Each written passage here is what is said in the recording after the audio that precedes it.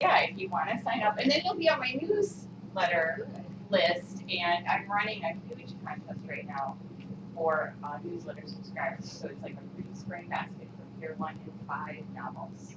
So if you want to sign up, please do. Sorry.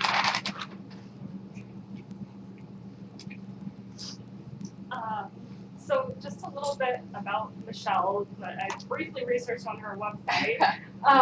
But she, well, I learned this morning you're from Dubuque? Yeah, Dubuque area. Dubuque area, and she came here for college to Mundelein College. And this is your first series, correct? Yes, first series. Book series.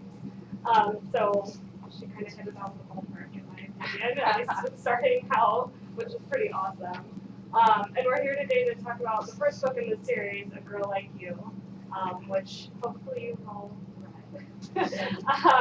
But it follows Henrietta von Harman, who's the eldest child of Les and Martha von Harman, who is kind of coming of age in the middle of the Depression in Chicago, and kind of has to do a lot of different things to make ends meet and help her family and just kind of work through the struggle that her and her family are going through. So kind of with that being said, let's see. Oh, and then, so to give kind of the background about her and just kind of recap the character in the story a little bit, she kind of starts working as a taxi dancer, which I had no idea what that was when I first started reading, so I got to do some interesting research just about that and that phenomenon a little bit. Yeah, that was cool for me. And then she is a taxi dancer and she's working at a dance hall, and the leader or the person running the dance hall, Mama Leone, ends up dead, and so she gets kind of wrapped up into helping solve the murder. So kind of that's where we are. And I just kind of wanted to start out, I was going to ask Michelle a couple of questions and then turn things over to you guys a little bit and see where we go with it. Does that work? Great. Okay. So just to start out, I love hearing about how stories and characters and that all develops. So can you just tell us a little bit about how that all came into being? How this whole series came into being? Sure, yeah. Well, there's a long version and a short, so I'll try to be in the middle. So I used to work at a nursing home on the northwest side, went right out of college, and I heard so many fascinating stories. And I actually have a weekly blog, and every week I take a different story. And that's, so when I was looking for an idea for this series, I decided to kind of go back through my stories from the nursing home and see if there were any that I thought I could, blow out into a novel. And there was this one woman that I knew there, and she was very, she just was very feisty, and she just had a lot of spark to her. I think she was probably 80 when I met her. But she used to tell me that she was, once upon a time, had a man-stopping body and a personality to go with it. I'm like, wow. That's my new catchphrase. Thank you very much. That's awesome. That's awesome. That should be in a book. Yes. So I decided when I was looking for an idea for the series to take some aspects of her life, because she had this amazing life in Chicago. I mean, she was this beautiful woman. So all of the jobs in the novel, this woman actually had. So Wow. she really was, a taxi dancer at 26 girls. She really did work at the World's Fair. She worked at Marshall Fields. And she also was a burlesque usherette. So I just wanted to somehow capture all of that. And she said that even though it was a depression, she never had a hard time getting a job, probably because of her looks. But she always had a problem keeping the job because she was always getting felt up by the owner or the manager, and she would slap them and then she'd be out. So she was always going through all of these jobs. So that part of the book is real. And I also took her family history. Yeah. So in the book, the father is Leslie von Harman, but in real life, his name was Lester von Freudenthal. And he used to say that the von in their name meant that they were barons in the old country, just like in the book. And that they were from Alsace-Lorraine. And there's a little branch of my family from Alsace-Lorraine. So I'm like, oh, I'm going to weave that in somehow. So that part is true. The jobs are true.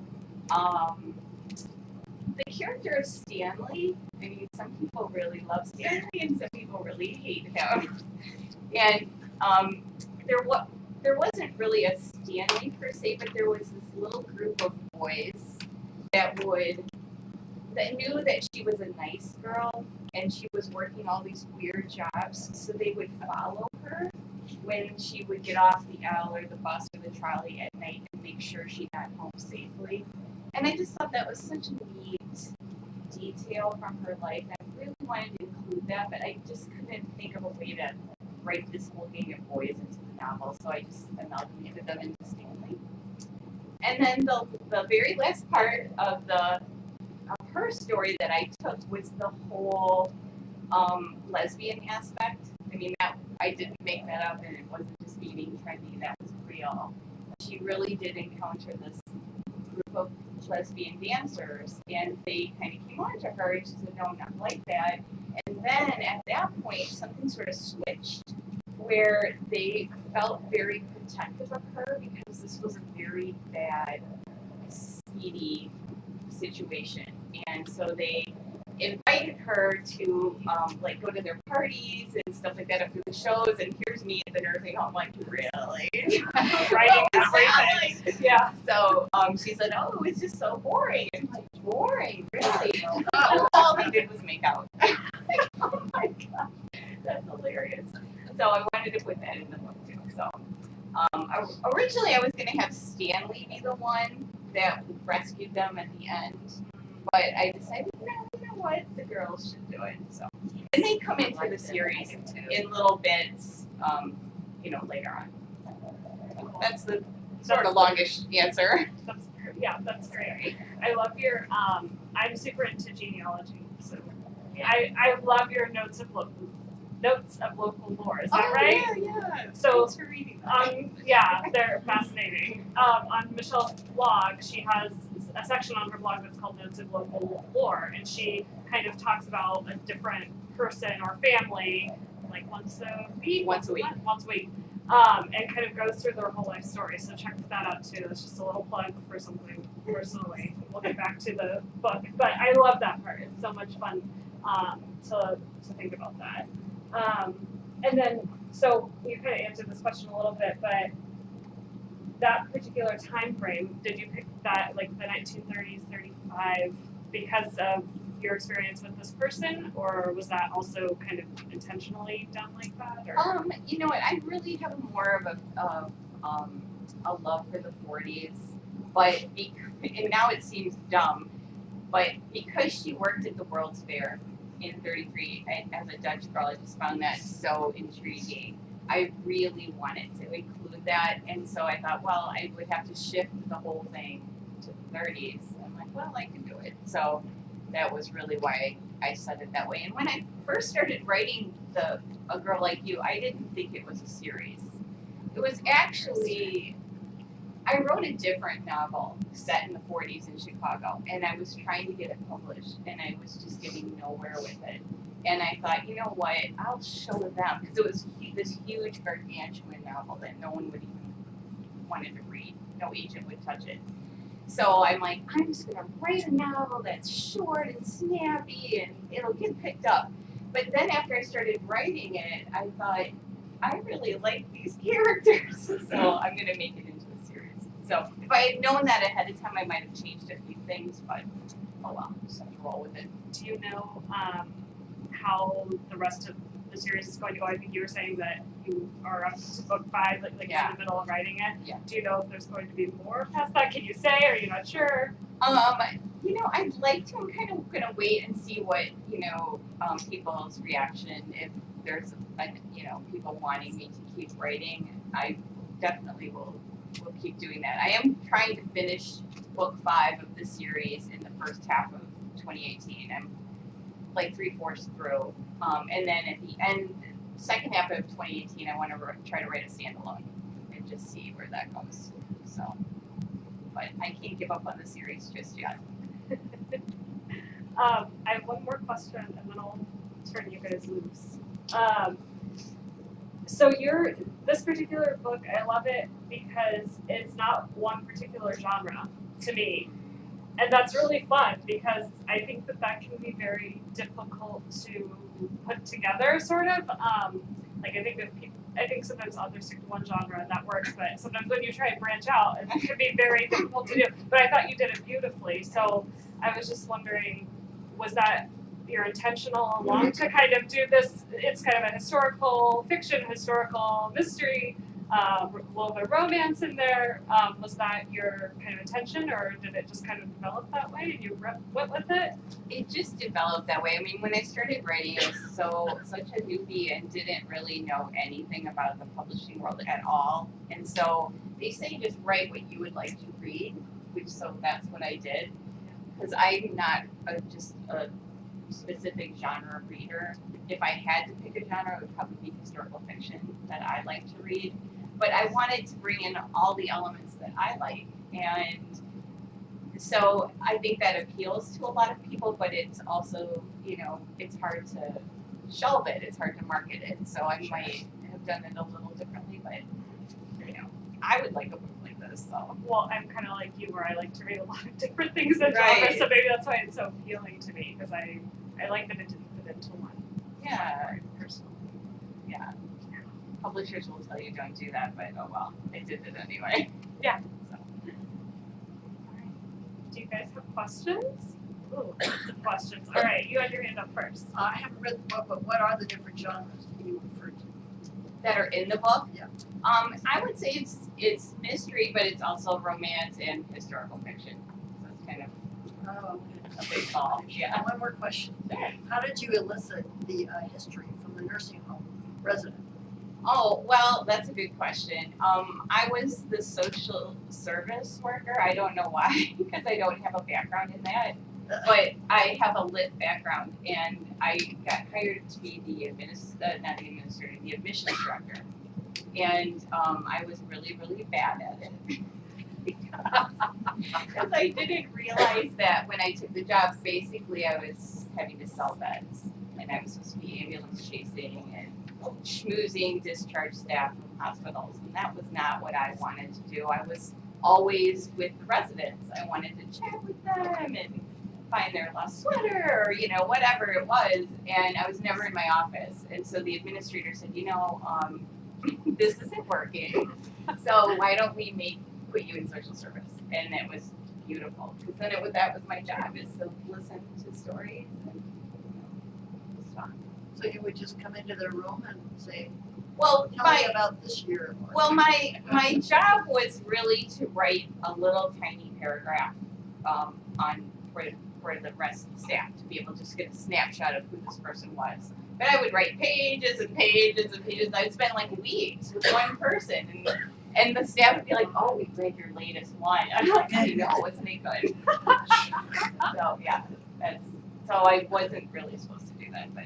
But I think that's so cool too, because it's like everybody has a story to tell. Yes. I love that. And that's part of the reason why I love genealogy. Bringing it back, everybody. Because there's such a big story, and it's so fun to see everybody's stories and to learn about people. I love that. I just thought it was such a disservice to try to represent someone's life in like 3 sentences. Right. And how can you do that? Right. And what is the most important bit, and how can you do that as an outsider of that person? Right. I can go on and on, obviously. Okay, you next. What was your major at Mundelein, and if your major at Mundelein helped you in your writing, or did it just writing came after you were finished with school and discovered that it was not something that you were really interested in doing when you majored in? I majored in English literature. I started out as a pre-med. I was in high school. I was always trying to decide whether to be a doctor or a writer, and I thought that being a doctor would be less scary. Writing was really scary to me. So I started out as a pre-med, and then I discovered that this is really not my passion. And still wasn't brave enough to do like creative writing, so I did literature, and then I really didn't start writing. I always wanted to kind of write a novel, but not until like 2012 did I decide it was time to try it. Not for the intention of getting published, but just as a challenge to myself to see if I could actually do it. So my major, just to answer the question, didn't really help me in one way, but in other ways, they say, if you want to write, read, for every word you want to write, read 10,000 or 1,000 words. So just, I think having that background has really helped a lot. Thank you. Sure. How many years did you I think I worked just over 3 years. I read the book, and I can't hear as well, so I don't know if you covered it. If you did, I'm sorry. But as far as the ages between Ed and Clive, the expected, Right. it's a big difference. What was the reason for that? Because I wanted him to, well, again, if I didn't really think of this as a series when I started, so I might have shifted that a little bit. But I wanted him to have some sort of dark past. I wanted him to have served in the war, so he was kind of haunted by that, and I wanted him to have that sort of aloof, sort of cynical side to him. And it's kind of a device, just that he's the older, wiser guy, and she's the very naive young girl. And I didn't want her to be too old, because then her innocence wouldn't be believable. So I think I made him as young as I possibly could to still be set in the 30s, so that I could have all these jobs and still have him be in the war. So that's sort of why. I read the book and I liked the book very much, and I thought all through reading the book it would make a great movie. Yeah, I right. tried everybody to a very good movie it would be. Thank you. I think so too. I think that most people who read it, who write to me, say that it was very visual, that they could picture it, that it would make a good movie. So that is one of my other goals for 2018, is to see if I can start looking for a film agent. Just a whole different. Yeah, it's a different thing. Jack? Yeah, I found the character Henrietta interesting because backing it up from 1935, I figured she was born around 1917. My mom was born in 1916. Oh, Liked wow. to go to dance halls and stuff. She didn't work at any of them, but she mentioned Melody Mills, which you do, and several of the ones. It's point one, that's not a question. My question is, I found Henrietta's mother, Martha, interesting. Not your traditional mother, especially of a large family. Now, you said that you drew from the nursing home, the one woman in particular. Is there someone in particular you drew the character of Martha? Because she's very non-traditional as a mother. As a matter of fact, I don't think I've ever seen a mother quite portrayed like she is. Yeah, that's a good question. And I was hoping she wasn't your mother. Glad she wasn't mine. I wanted the woman that I based Henrietta on, that was not her, the way her mother was, as far as I knew. But I had to make her sort of antagonistic and clinically depressed, so that more of the burden, so we sort of up the stakes for Henrietta, that it's all on her. As the series goes on, you find out a lot more about the character of Ma and why she is the way she is, what kind of happened in her backstory that has, made her who she is. But she is based a little bit on, different women that I've met. Let's just put it that way. Unfortunately for your book. Right. The character of Clyde, his backstory, is that something that came out of the nursing home experience, or is he entirely different? He's entirely made up. Yeah. I love the book, so I'm not being critical, but as someone who's named Mary Catherine with a C and called Katie after life, You have to wonder why the dog was Katie, but his deceased wife was Catherine. I know, isn't that a little strange? It's kind of telling you. A little bit of a slip. No, I don't know why it just came to me that way. Is the next episode is going to have Katie No. Oh, no. Well, he actually gives Katie to Clancy, the cop, because of some things that happen in book 2. He can't keep her. I mean, I told you when I came that I love the book. I love the locations. I love, you know, the addresses up there. I mean, there's so many places that you can identify with on the north side. And I really enjoy the contrast between the characters, the inspector and her innocence, and he's worldly. I thought that was brought out great. And as soon as I finished the book, I said, well, this has got to be a series. That's what I said as soon as I finished it. And if it isn't, it's a shame. Oh, well, good. Thank you so much. Yeah, has anybody had a chance to pick up 2? No. No. Okay, so I won't say too much about it then. Yeah, in book 2, we find out a lot about Clive. He hasn't been completely honest with her about who he is. So, and we find out that Henrietta's mother also has been hiding some things. It's the name of book 2. Ring of Truth. You intentionally, I mean, it seemed to me that Clive was from a very rich, well-to-do family, and it seemed like the mother, or Henrietta's own mother, came from that situation. Oftentimes it happened if you married somebody under your class that the family disowned you. So Exactly. is that intentionally designed by you? Or? Yeah, Okay. that's going to be a huge part of the I series have to going tell you, forward. I love the book. I read, I'm ashamed to admit this, but I saw it on the thing, and I know, oh, I'm gonna read this book because I had some surgery done, and then all of a sudden it's like, I read this book, and I loved it. So it's twice I read it, and I do think that it has great possibilities for like maybe independently, or even if it came up as like a little historical, you know, like PBS series. Yeah. It has a great possibility. Thanks. I appreciate that. Is there a reason that you chose to make it into a mystery, or what was the reason? Like, because I know you say the characters were drawn from kind of real life in some aspects, but what was the kind of mystery aspect to it? Good question. I don't know. No.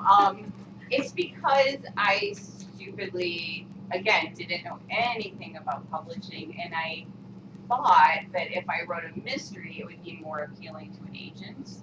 So that's not necessarily true.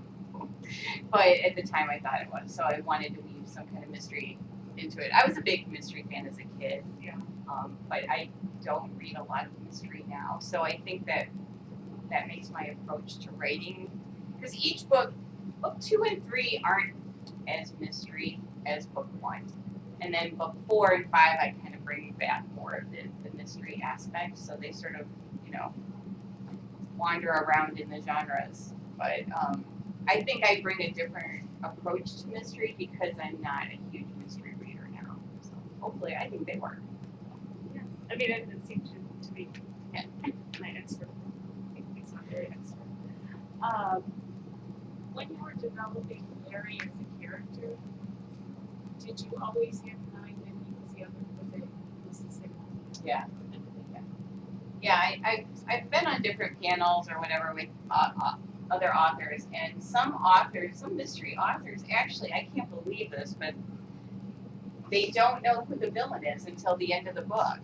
Like, they just write a whole bunch of suspects, and then they decide as they're writing who is going to be the killer. I'm like, oh no, I could never do that. I need to know. So, yeah, I know that. Yeah, he just reminded me of a very old Sherlock Holmes where he's this beggar man, but you don't really find it until the very end of the thing that, you know, Sherlock Holmes but he was the same, these two characters. And it was I just saw so that much one. more. Yeah, yeah. So, go ahead. It also reminded me of a series set in Victorian England, when Charlotte is the main character. She's from a rich family. It's called Hangman, when the parlor maids are getting killed, and they look down on the detective because he's a detective. He's not of their class. And I just, when I was reading this, I had read that first one, and I was thinking, boy, this is very similar to that. So the setting is different. Is it Ann Perry? Yes, Yeah. yes. I Yeah. couldn't think of her name. I was gonna say McDonald. I knew that wasn't right. Ann Perry, right? Yeah, it was, similar. What is the name of the detective? It's Charlotte something. Pitt, Mr. Pitt. Oh, Yeah. thank you. I read the whole series. Oh. This was really nice that it was set in Chicago. Yes. That's the other thing, coming from Dubuque, Iowa, and going to school in Chicago. What made you decide? Is it because you went to school here and you knew more about the city as opposed to being sent someplace else? Yeah, and I thought that there was more potential there for, the jobs and the detective and the different classes, of society. But I think it would be neat to write a rural series at some point, but now I'm sort of sucked into this one. And I have so much research and so much oral history from all of these people, even just a small detail from someone else's story I might weave into this series. There's so much there, so it just sort of made sense. I just wanted to say that when you were describing the woman whose life that you took the story from, she so reminded me of my grandmother, and it brought back things that she grew up in the Depression. I didn't know a whole lot about her, but she did work at Marshall Field. She was a 21 girl, which I don't even remember what that is because, it was before my time, but I can't wait to read the book now. Wow. Because that's just sounds just like my grandmother was always moving from place to place. Loved working, loved going to work, could never keep a job because she always got an argument because she was too outspoken with the management. Oh my I God. can't wait to read this. That's awesome. Did the elderly woman that you modeled, Henrietta's character, have you read it? No, I think she's already passed away. Oh. Because I met her in like the early 90s, and I think she was around 80 then. Are any of your books set on the south side of Chicago? No, but when I was driving down here, I'm like, Really? Not only because I just am not as familiar. So if I'm writing about the north side, it's so easy for me to visualize. But it's a good next novel. I just want to say this library would be amazing for a murder scene. Wander around, check out the back corners. I love it. Someone stabbed in the stacks.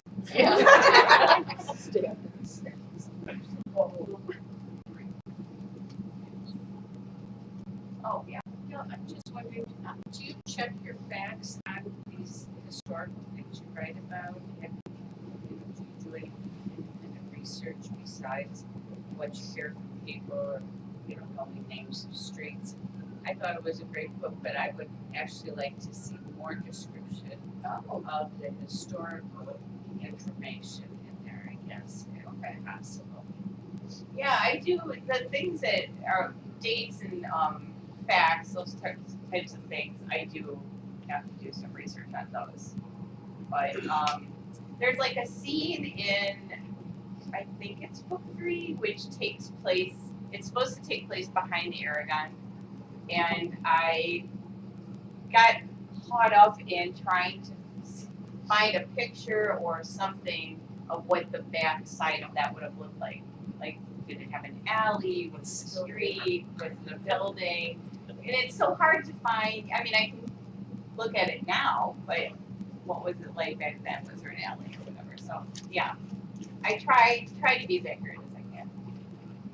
But thanks for the feedback on wanting more detail. Because you don't want to put too much in because you don't want to slow the reader down. But Yeah, I imagine that would be a fine one. to Yeah. have to make it work. right.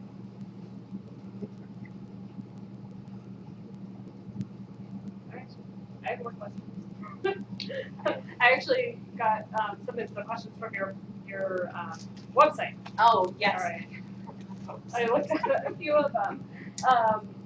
And you talked a couple of times about kind of fairy tales and folk tradition. Can you explain a little bit more about that, or how that was integrated into the book or the books, maybe? Well, in like classic fairy tale or folk fiction, it's you usually have this sort of innocent character who's on a journey, and then there's all these people or creatures that help her or him along the way. And in A Girl Like You, Henrietta is obviously the innocent character trying to, on this journey, and she has all these people who help her, like Stan and the lesbians and To a Elsie. degree, right? Yeah, to a certain extent. So that's kind of where that goes. And then what about your father, Les, and his story? Did you pull that from somewhere? Did you we talked about the mother, but the father. Yeah, the father, that's made up. He didn't really kill himself in real life. But again, I wanted to make up the ante and make it a very desperate situation. And so I was just going to have him die, but I'm like, no, I'm going to have him kill himself, because then there's another added stigma on them that they are looked down on even more because of this sinful act of the dad. And that also comes out a little bit more in the other books. And it was really interesting because a lot of people don't know that Schwinn really made motorcycles first. Yes, That I is- was oh, surprised yeah. when I found that out. Yeah. And then when the Depression came, they had to give it up. Because I had a friend that worked for Schwinn. I mean, Really? and so few people know that. Yeah, when I was And I love researching, that in there. yeah, I couldn't believe it. That I'm like, wow, this is a cool detail. I'm gonna put this in. So yeah. Yeah, and the electrics that is in the book, that was a real place. In fact, a lot of people at the nursing home either worked at the electrics or had a family member that worked there, and that's what they always called it, the electrics. And so I'm like, you know what, I'm gonna put that in there too. Your husband's family had people working at the electrics. Really? Wow. Wow. They either worked, depending on where they lived, they either worked at the steel mills or the electrics. Now, when you say electrics, that's a company, or is it like Western Electric? It's or like Western Electric. Western Electric, Yeah. okay, thank you.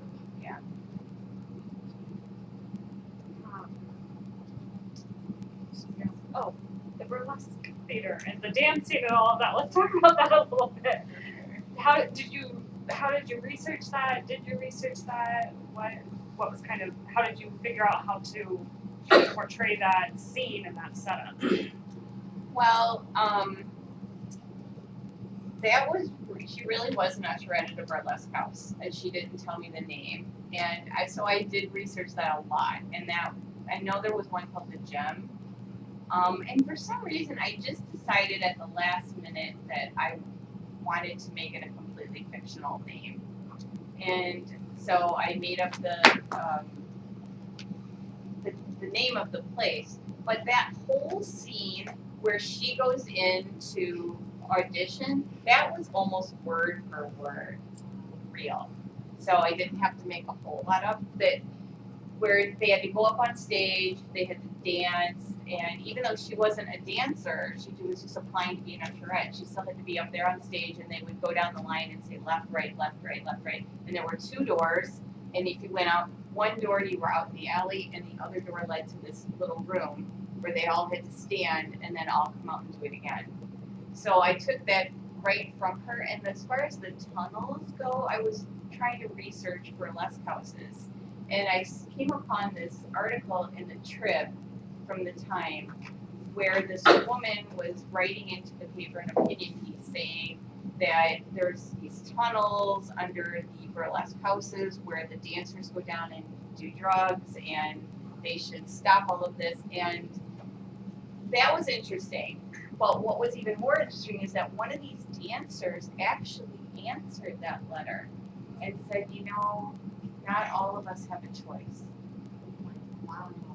That's neat. So I try to incorporate as much of that as I could. The tunnels reminded me of Devil in the White City. Oh, yeah. Oh, yeah. But when I was reading that, I was like, the tunnels go in weird places, and these were doors. I was like, what is this gonna turn into? Right. Yeah, so that added to that like kind of like creepy atmosphere too, just this like somber place, and it was referenced that there were. It was an area that you could go out to the river, or you could put body like just like it was very descriptive and atmospheric, like this creepy, dark, damp, like weird place. Good. Yeah, so that It was, worked. Yeah, no, it worked for me definitely. Okay. Book 2 isn't as creepy. So Yeah. I don't know if that appeals to people or not. So And do we follow Clive? Like, is he still going to be an inspector, and is he still solving mysteries? I guess. well, I don't want to ruin too much, but book 2, you can read this from the back of the book because I'm not really giving too much away. So he's actually the heir to this estate in Winnetka. So he is just a detective in the city because he's just trying to get away from the war. But in book 2, he tells her that he's actually the heir to this huge estate in Winnetka, and he really doesn't want to have anything to do with it. But his father's really pressing him to take up his responsibility. And now Henrietta is kind of caught in the middle of this because she said that she was going to marry him, but she thought she was marrying this Chicago cop. And this is not really what she had in mind. So it's them trying to work it out, and he doesn't want to give up being a detective, and so it's all of that. Yeah. So the novel sort of steers clear of any like really big, well-known crime figures from the 30s. Is that on purpose? Yeah, I mean, there's some reference in there to Al Capone and to Neptune working for him, and Neptune comes back into the books every so often. So he's sort of this figure that's out there. I feel like there's a lot of Chicago fiction from that era that is just focuses on Capone, and I did it for Dillinger, and I just didn't want it to be that because it's really not noir. It's supposed to be or hardcore mystery. It's supposed to be this other, also this romance. But yeah, you didn't want to not reference it, because then it would be like, if you don't reference Right, it, then there's it kind of was this hard. piece that you're missing out on too. Yeah, that makes sense. Any more questions? Did the lady you based it on, did she end up having a conventional life, or was she always a little?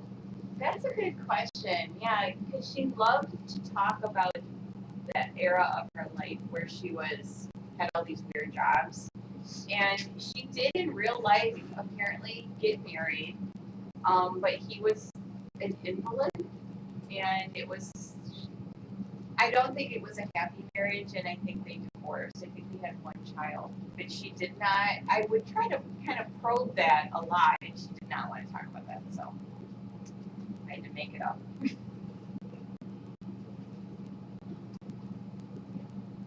I thought there were a couple of things. I remember my father talking about getting an orange in his Christmas stocking during the Depression, and I think that the early love scenes are pretty accurate in a lot of ways, that where you use your own life as and feelings to get there in the love scenes and stuff. Yeah, I wanted to, just before I get into that, the orange comment, I actually took that from my mother-in-law's. That was a detail from her life that they would get an orange for Christmas. They were very poor. So I wanted to put that in. But, it was tricky because I wanted to, one of the things that I was trying to maintain through the first book was her virtue, and that she stayed true to that despite everything, despite her mother's expectation, despite all of these managers and owners and the whole seedy setting that she was in. So yeah, people have had mixed reactions with how it ends, where she turns him down, but it was believable to me.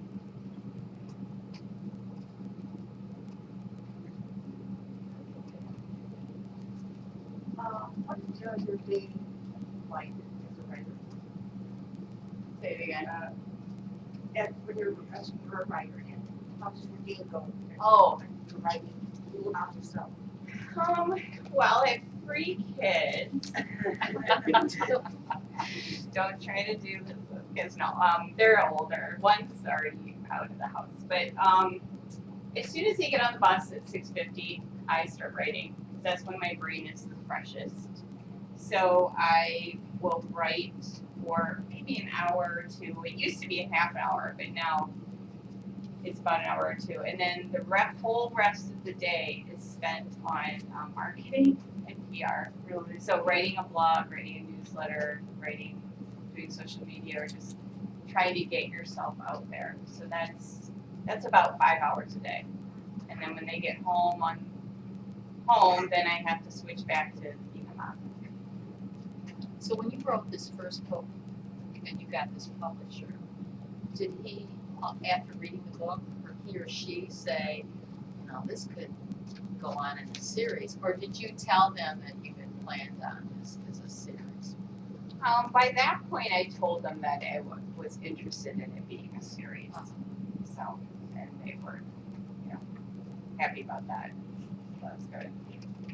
Yeah. Do you find the fact that you can do so much of your own media work encouraging as far as being a writer and getting yourself out there?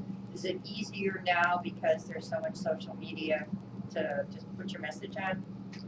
It's easier and it's harder. So it's easier because you can do a lot of it yourself. I do have a PR company that I've hired to do some of the bigger stuff for me, but you're always needing to do stuff on your own. I mean, you can do it 24/7. But the downside of that is that there's I think 1 million books published a year between self-pub and traditionally published and everything in between. So there's a lot of competition out there, and there's a lot of authors out on social media. So you really have to, try to find a way to stand out. It's hard. How did I do it? Well, part of it was it was a huge learning curve for me because when I started writing, I didn't even have a smartphone. I was not on any social media, not even a personal Facebook page, nothing. And so when I hired the PR company that the publisher recommended, they said, you have to get up to speed. So, they're like, oh, well, you should do a blog and you should do a newsletter. And I'm like, I'm never doing a blog and I'm never doing a newsletter. And then, eventually I come around to it. Yeah. So they were really, really helpful and really educated me. It's just, trying to get out to events like this or, get the bigger trade journal reviews like Library Journal or Kirkus and doing events, doing panels, going to conferences, sending out a newsletter, running contests. There's lots of just different things you can do. Writing articles and trying to get them published in different, magazines. So. Are there any characters in the book that you feel you draw from your own personal life from, or that you relate to better than another character? Well, there's a little bit of me, I guess, in all the characters. It was kind of good that I wrote that first book because that was really me, and I could get that out of my system. So there's a lot of Henrietta, I guess, that would be me, but also some of Elsie. So Elsie's kind of a character that's sort of me, but sort of not. I guess like if I have a really eccentric person that I've known in my life, like the Hennessy's were sort of based on people that I've known. The mother is definitely based on somebody that I know. Not so much Stan. He's pretty two-dimensional. It's Yeah. Clive, I always have in my mind like either somebody like Cary Grant or Matthew McFadden or somebody like that.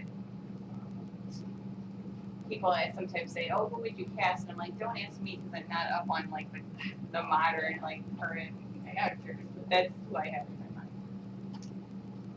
Can you tell us a little bit about the awards that you've won or been nominated for? Just kind of give a little tease about those. Yeah, A Girl Like You's won 12 Indie Awards. So it won the gold in for the IBBYs. It won the gold in mystery for the forward reviews. But it's also won a lot of awards for romance, and it's also won a lot of awards for historical fiction. So and regional fiction. So that's good. And A Ring of Truth has started picking up some awards too. Right now is award season. We're just about to start, so I'm kind of waiting to see how A Ring of Truth does compared to A Girl Like You.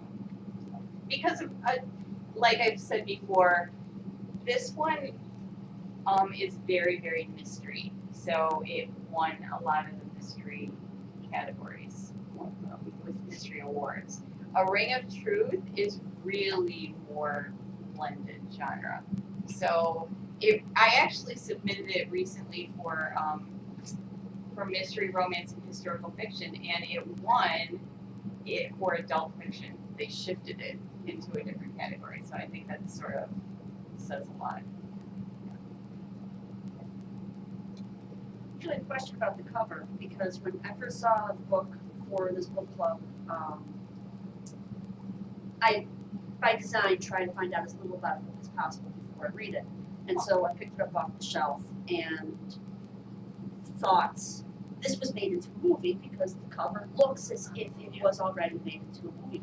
And then knowing that it didn't get made, that it's not a movie yet, I'm looking at the cover and thinking, why this cover? Like what inspired an actual photograph style cover on a book? Because I just think about what type of book covers you see, and it was an unusual choice. Yeah. It really gives you the feel of the book, but I just was curious. Yeah, it's a good question. The publisher that I'm with allows the author to have a lot of input, which is very, very rare. And you have to put together this huge document about your book, and you have to list like 10 adjectives that your book is, 10 adjectives that your book isn't, and then you have to put a whole bunch of sample covers off Amazon that you kind of have envisioned. So I put a bunch up there, and they came back with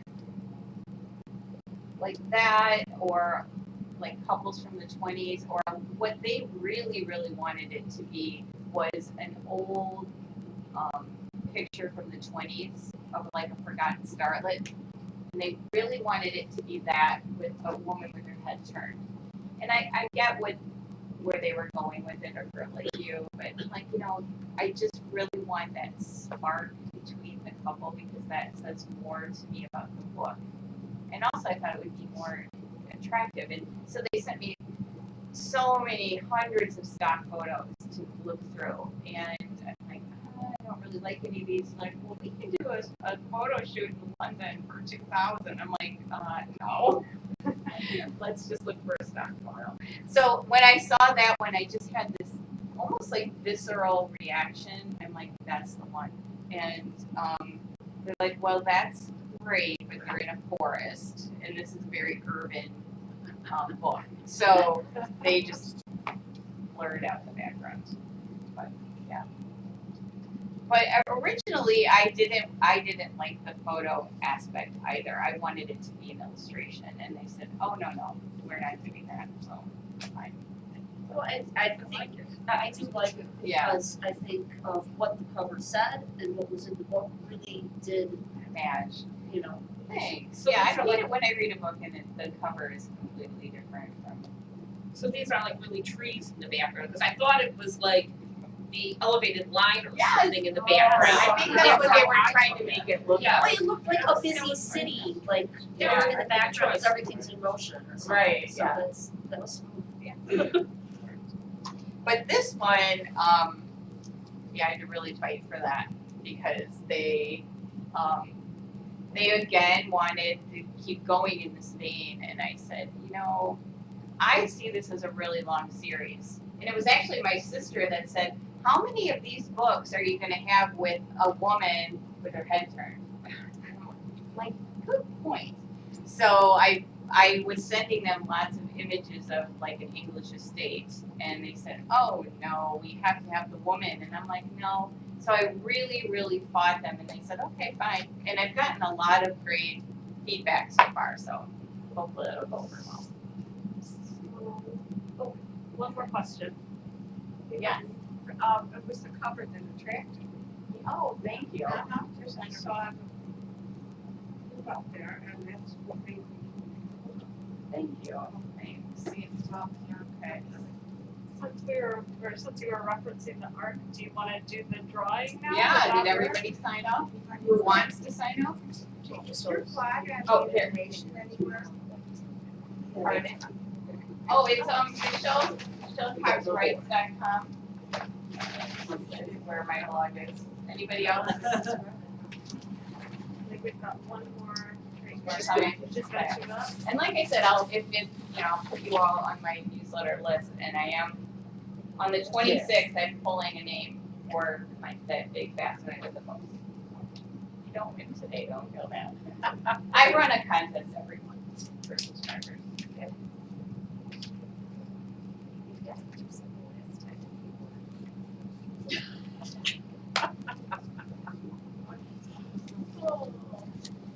Thanks.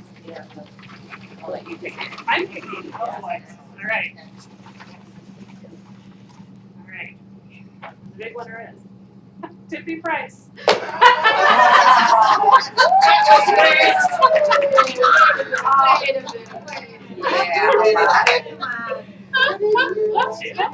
Excellent. Now, it's an art, so it has a few mistakes. I just overlook them. Can I take a picture of you guys? Sure. Nice, thank you.